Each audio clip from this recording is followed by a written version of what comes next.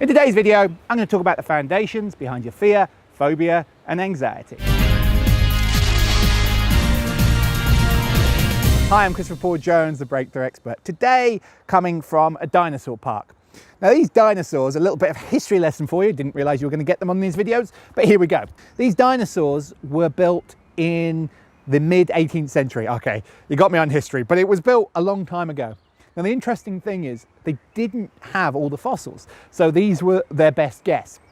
And a lot of them were built wrongly. So that one, for example, over there, had a horn put on its nose when it should have been on its thumb.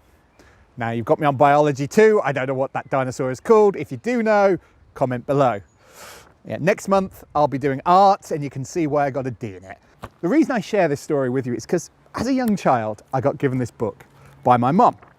And in it, it has that story, basically. What's interesting is 15 years later, as an adult, I was actually living right next to this park. And I didn't realize till I'd moved in that this was even nearby. Did I get away with that? 15 years, small child. So as someone in their early 20s, but yeah, so slightly more than 15 years ago, I got given this book, and it is holding together reasonably well. But anyway, the reason I'm sharing this story with you is because also in this book is a cause for one of my, let's say, anxiety. It was never a full-blown fear or phobia, but I used to be scared of lifts. Now, when I did some work on myself, I traced it back. I went back and went, what was the cause of this? And I did some work on myself. Now, there's a story in here that talks about a ghostly lift. Now, these cables in a lift broke. That's an elevator to my American friends. Broke, killed everyone on board. This is an exciting story, isn't it? A fun story for her. And then apparently the lift moved by itself. Now, as a small child, my mum told me this story, and apparently the ghost thing was very interesting to me. The idea that a lift could break, that the cables could break, that you weren't safe in a lift, scared me. All my life, I'd always avoid lifts if I could. Now, elevators. I wasn't terrified of them. I could do it, but I didn't like them. And it's only when I did the work on myself that I traced it back to this key event. And that created what you call the support beams. If you have the metaphor of a house or a tower block, it was the support beams that created the fear.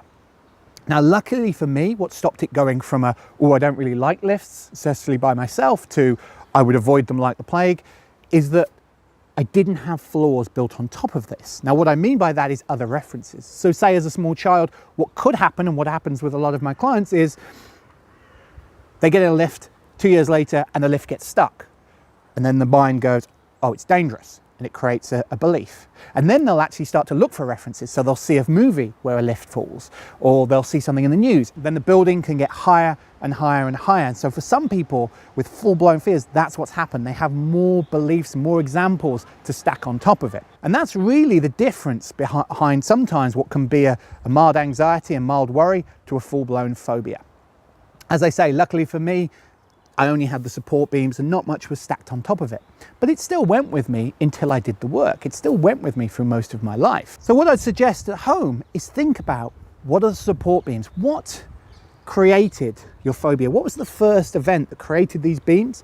And how many references have you built on top of it? How many floors have you built on for your fear, your phobia, your anxiety? How many examples over your life have you stacked this high? Often when I do work with my clients, what I do is target the change work at the support beams. When you target these foundations, it's like a game of Jenga. You can pull that first event out, and very often the whole belief, the whole fear can just fall away. If you like this video, please like, subscribe and share. Until next time, I'm Christopher Paul Jones.